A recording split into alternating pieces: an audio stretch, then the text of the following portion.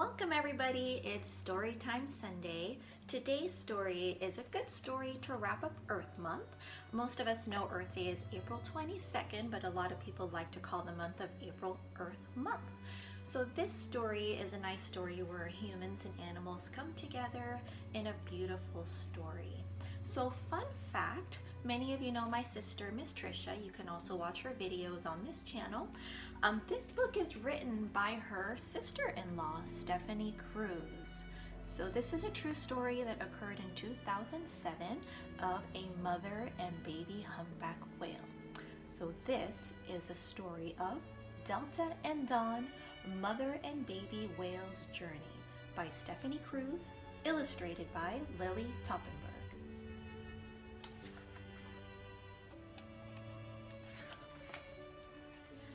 In the Pacific Ocean, every spring, a journey northward begins for the humpback whales.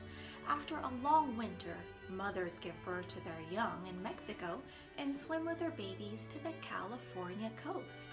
That's where they stay for the summer, eating and enjoying the warm weather. For two whales, a mommy and a baby, that journey took an unexpected turn. Out swimming one day, they got too close to a boat and smack! The propeller accidentally hit them.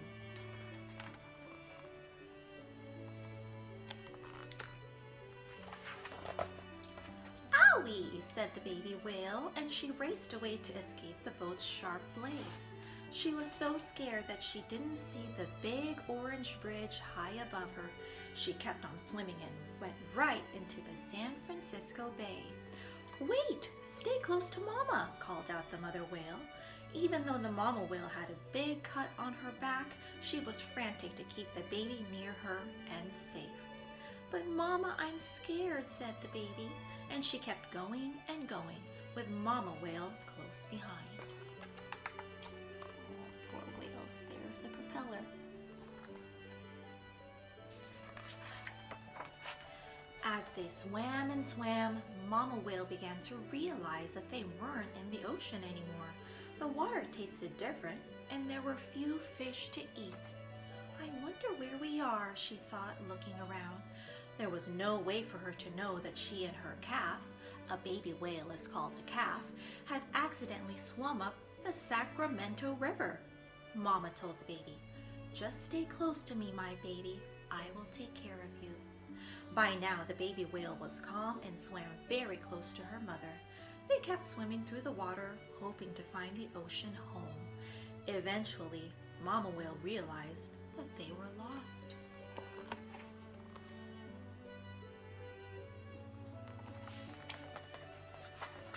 How did we end up so far from the ocean, she wondered. They had gone all the way to the port of Sacramento. That was 90 miles from the ocean. The two whales were scared. They were hurt and they were hungry, and they thought they were all alone. But they were not. People young and old, parents with their children, students and teachers heard about the whales. They came to the riverbanks by the hundreds just to see the mother whale and her baby.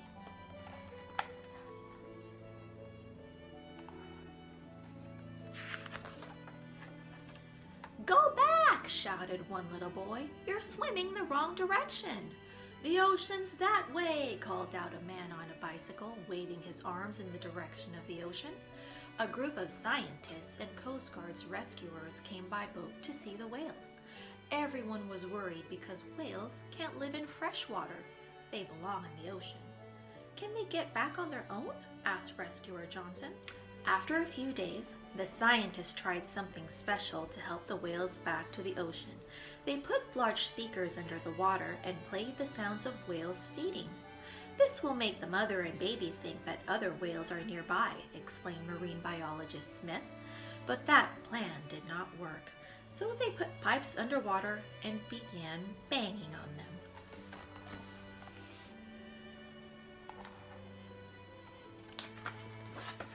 "This noise might bother the whales and force them to move toward the ocean," explained the scientist. The whales did not understand. "What's that strange noise, Mama?" asked the baby. "I don't know, my love. Just stay close and you'll be fine." Word spread among the crowds of people that using the sounds and banging the pipes didn't work.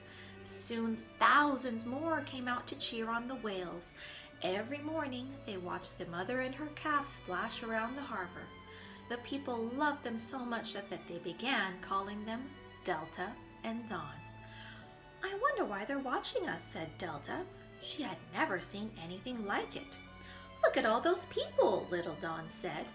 Delta and Dawn swam around, and in circles, watching all the humans who were watching them.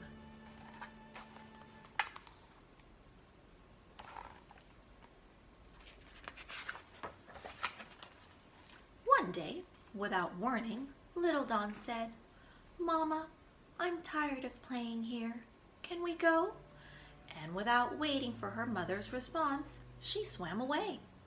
Delta tried to keep up with her curious baby. "Stay close to Mama," she called out.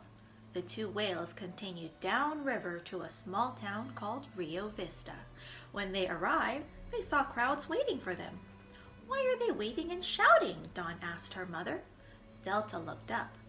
Through the water, she could see many people lining the shore and standing on the bridge. Everyone wanted to see the majestic mother and baby whale find their way home. Yes, they were heading home. As they continued downriver, they were nearing the ocean. The people were thrilled. "It looks like Delta and Dawn will finally be going home," said one of the rescuers. But suddenly, the whales stopped.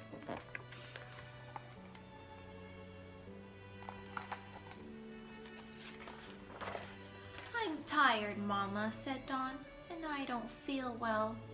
"Then we'll stop and rest," said Delta. "Make sure you eat and stay close to me." Now the scientists became even more worried. Delta and Dawn did not look healthy. Their shiny skin was dull, their wounds from the boat's propeller were not healing, and the scientists could tell that the whales were upset by the way they were flapping their tails. "These whales have been in fresh water too long," said biologist Green. "They need their ocean home so they can find food and salt water." Poor whales. But Delta and Dawn were not ready to go home. They swam in circles for a few more days, and they refused to go under the Rio Vista Bridge and into the bay. "I wonder if the vibrations coming from the cars are upsetting them," asked the scientists. They closed the bridge to traffic and banged their pipes again, hoping to force the whales downstream. It didn't work.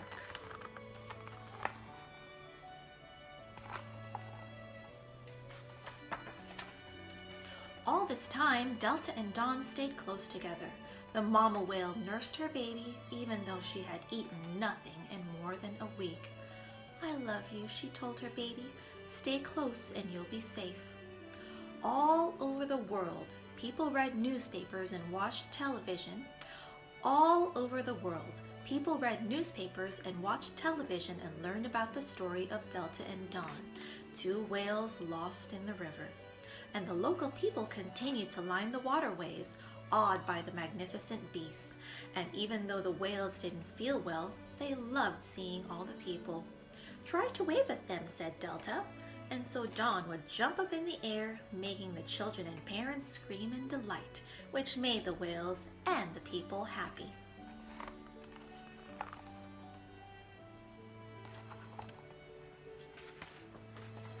By now, the scientists were desperate. They called the fire department and firemen sprayed the whales with water. "Maybe this will get them going," said Fireman Jim.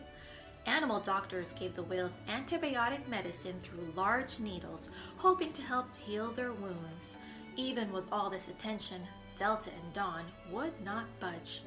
Then one bright day, Dawn woke up and felt better. She wanted to play. "Chase me, Mama," she called. Delta was too tired to play, but she would not let her calf out of her sight. Down the Sacramento River they went, faster and faster, and the closer they got to the ocean, the better they felt. The water was saltier, so their wounds began to heal, and the sounds of the ocean called to them, as if telling them how to come home. Soon they realized that they were headed in the right direction.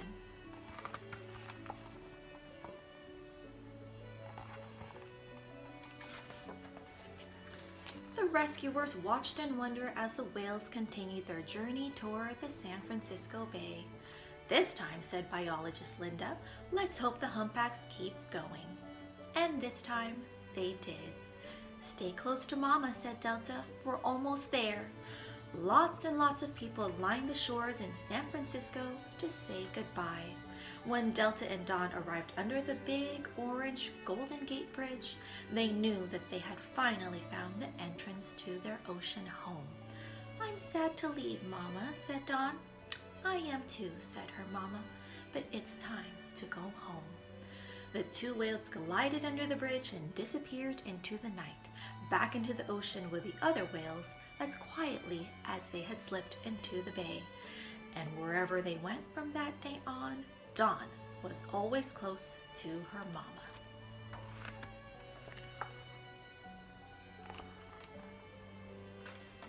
The end. Here are some pictures of the real event.